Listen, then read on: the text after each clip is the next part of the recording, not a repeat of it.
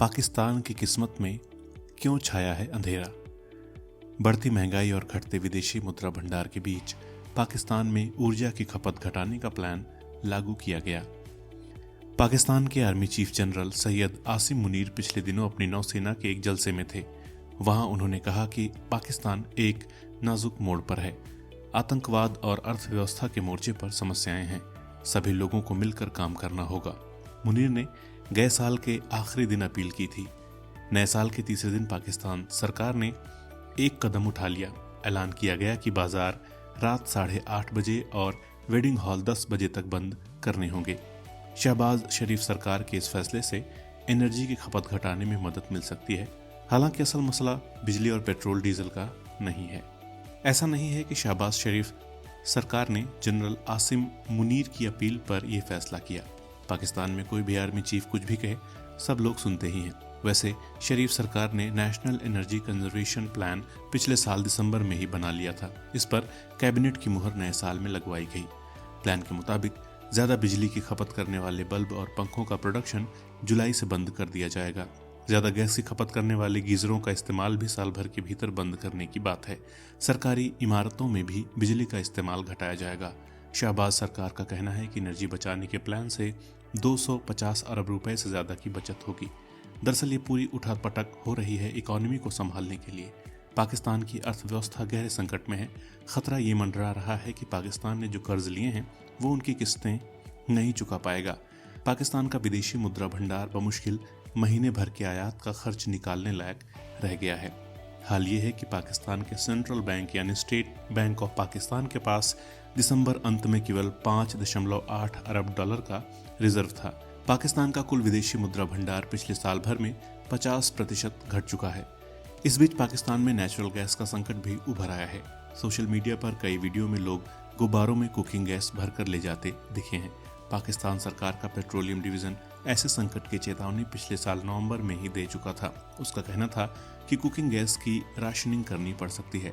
हाल के दिनों में खैबर पख्तूनख्वा जैसे दूर दराज के इलाकों के साथ कराची जैसे शहर में भी कुकिंग गैस की किल्लत बढ़ी है। कराची में गैस सप्लाई करने वाली कंपनी सुई सर्दन गैस कंपनी का कहना है कि उसे पर्याप्त मात्रा में कुकिंग गैस नहीं मिल पा रही। एशियन डेवलपमेंट बैंक की पिछले साल दिसंबर में आई रिपोर्ट के मुताबिक पाकिस्तान में एनर्जी प्रोडक्शन बढ़ाने के लिए 26 अरब डॉलर तक के निवेश की जरूरत है।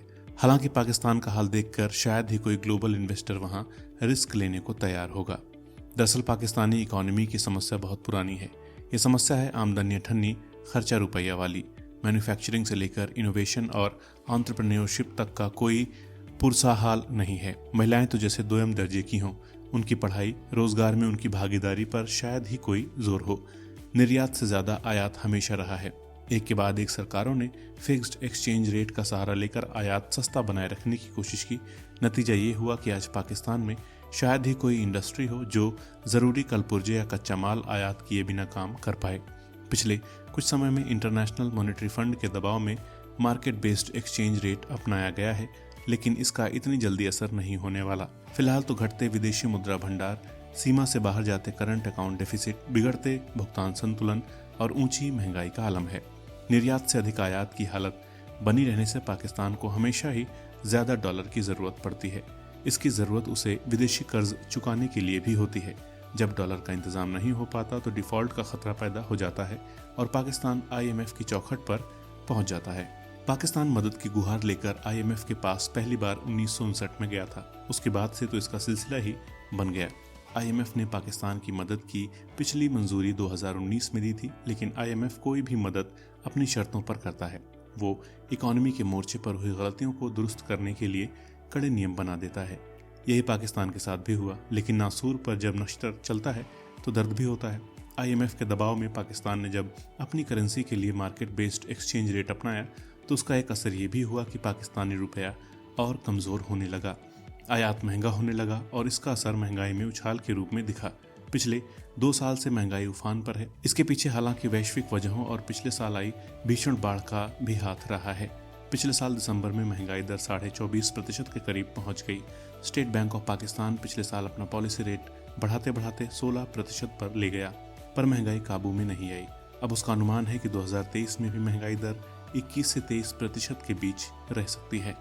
विदेशी मदद की उम्मीद में शहबाज शरीफ सऊदी अरब और यूएई भी गए थे, लेकिन बात नहीं बनी। लिहाजा अब आईएमएफ के कहे मुताबिक चलना पड़ा। पहले तो पेट्रोल से सब्सिडी धीरे धीरे हटाने का फैसला हुआ।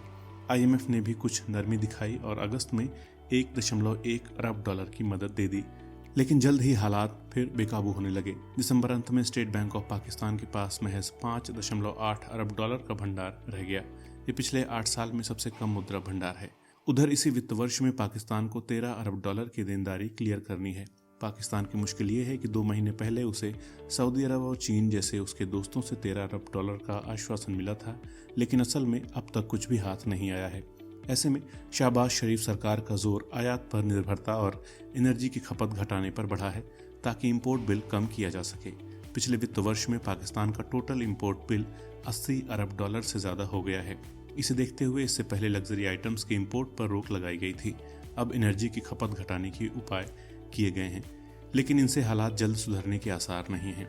आईएमएफ का जोर इस बात पर है कि पाकिस्तान अपनी आमदनी बढ़ाए और सब्सिडी घटाए। एक और ऊंची महंगाई से पब्लिक पहले ही परेशान है। आमदनी सुधारने के लिए सब्सिडी घटाने और टैक्स बढ़ाने से आम लोगों की तकलीफ और बढ़ेगी। लेकिन आईएमएफ से मदद की अगली किस्त की आस में शहबाज शरीफ सरकार को कड़े कदम उठाने पड़ रहे हैं, क्योंकि हालात बेकाबू हुए तो पाकिस्तानी अर्थव्यवस्था की बत्ती गुल हो सकती है।